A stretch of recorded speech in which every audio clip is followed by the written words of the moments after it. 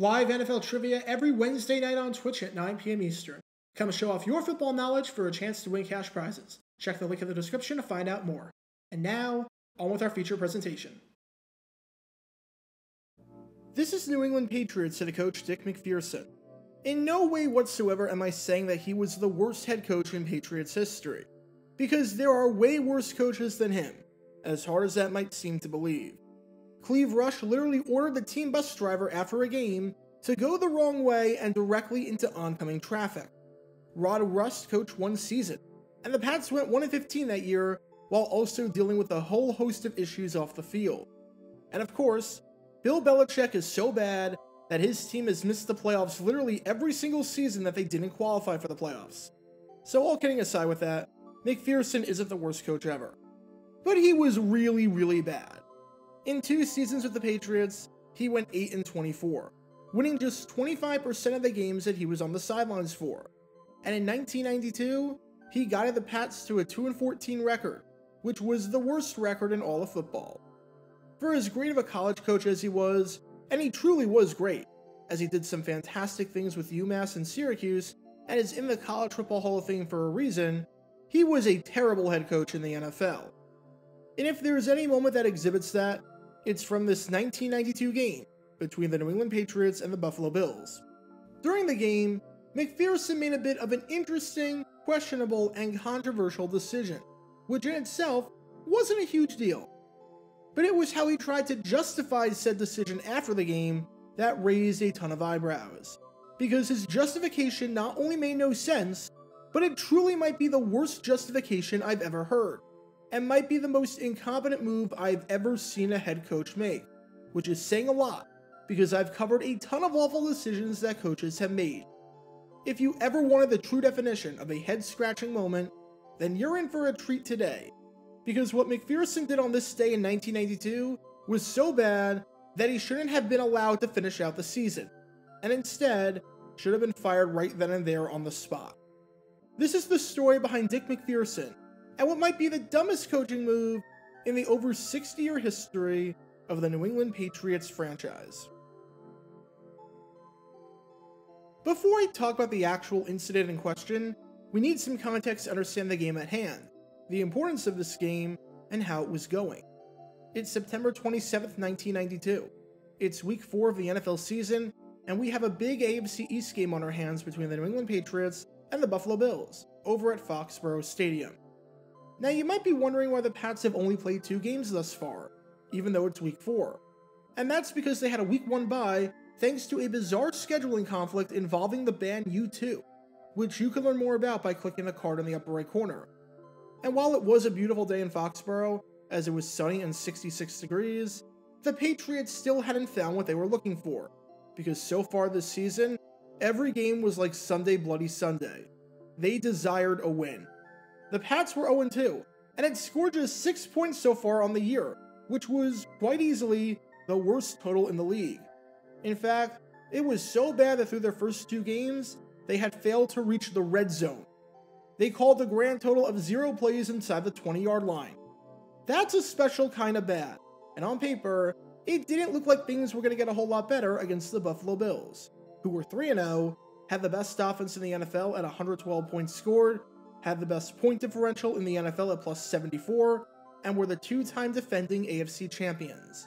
Nothing about this game seemed promising, as evidenced by the fact that the Bills, despite being the road team, were favored by 14 points. However, this was a game that the Pats absolutely had to win, because if you're winless at the end of September, at least at the time, this was seen as a death sentence to your season. Since 1983, of the 94 teams to make the playoffs, none of them were 0-3 after 3 weeks. It had been a decade since an 0-3 team made it, so the Pats basically needed to pull off this gigantic upset to keep their season alive. That did not happen. Oh god, that did not even come close to happening. The good news for the Pats was that they finally got into the red zone for the first time all season, crossing the 20-yard line. The bad news was that it came late in the 4th quarter, when they were already down 41-0. The final score of this game was a 41-7 demolition in favor of the back-to-back AFC champions, headlined by a 3rd quarter where the Bills outscore the Patriots 21-0 coming out of the locker room. Everything about this game was just atrocious. The Bills had nearly double the total yardage that the Patriots did, outgaining them 490 to 265. The Patriots played an extremely sloppy game, committing 11 penalties. The Patriots were not only unable to get to Jim Kelly, getting no sacks, and were not only unable to stop Buffalo's rushing attack, which finished the game with 182 rushing yards on 4.6 yards per carry, but they were unable to stop Buffalo's aerial assault, as Kelly had arguably his best game ever in the NFL, going 15 for 20 with 308 yards, 3 touchdowns, no interceptions, a completion percentage of 75%, and a passer rating of 156.2, just 2.1 points shy of a perfect passer rating. As a side note, to learn more about the great career of Jim Kelly, click the card in the upper right corner.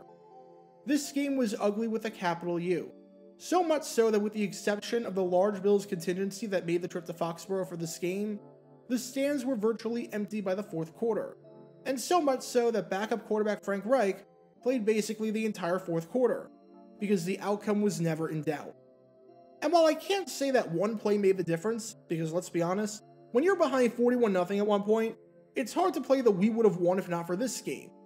The play that really took the wind out of the Pats' sails came right here in the second quarter. At this point, the Pats were only down by 1 possession, and while their offense wasn't able to get anything going, their defense was hanging in there, holding the Bills as best as they could. And after 2 nice plays that were easy throws for Hugh Millen to make, hitting running back John Stevens over the middle and hitting tight end Marv Cook on an out route, all of a sudden, the Pats were moving the ball. They were getting some momentum and seemed to be in business. Eventually, on 3rd down, Millen goes back to Cook, who picks up 10 yards. It's close as to whether or not he got the first down. And remember that replay was removed following numerous complaints after the 1991 season, which you can learn more about by clicking the card in the upper right corner. This means that head coach Dick MacPherson had a difficult and interesting decision to make on 4th and inches, with the spot not being reviewable. Do you try and kick the field goal, which would have been from about 42 yards out, or do you go for it and try to keep the drive alive? On one hand, it's early on in the game, and the logic that a lot of people have, especially in the first half, is that you take the points whenever you can get them. Your offense has been struggling all season, so to walk away with something after all their hard work would be nice. Plus, your kicker, Charlie Bauman, was 5 for 5 on kicks from the 40 to 49 yard range last year, so he's a pretty dependable option.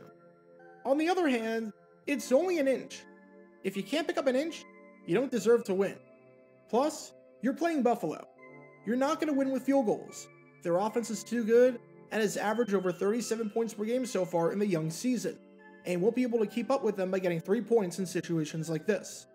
So MacPherson decides, after weighing the pros and the cons of each scenario, to go for it.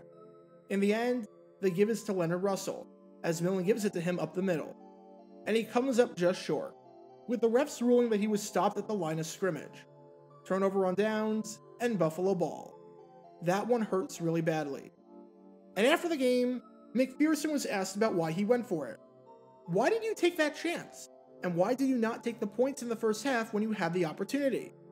And honestly, his reasoning makes a ton of sense. He said that if the score was 3-0, he would have kicked the field goal. But since it was 6-0 at the time, he opted against it. In other words, in a 3-0 game, you take the points so you can tie it up. And since there were only 4 minutes left in the half, you can potentially go into the locker room tied. But in a 6-0 game, knowing how good Buffalo's offense is, you're probably going to need a touchdown here, especially if you're only a few inches away from keeping the drive alive. It was a purely situational decision. He would have gone for the tie if he could have, but knowing that a field goal wouldn't tie things up in a 6-0 bowl game, and knowing that a field goal would turn a 1-possession game into a 1-possession game, he opted to go for it. So yeah, that's the reasoning used, and I can't really fault MacPherson for that. It's pretty sound logic, and even though this game did not work out for them, I don't get the controversy over that play, especially because I would have done the same exact thing going for it on 4th and inches. So, this is awkward. This is kind of a dud of a video. Oh man, I apologize. That sucks. Well, when you put out a video every single day, you're gonna have a few stinkers. They're not all gonna be winners. So yeah, I guess we're gonna wrap it up here.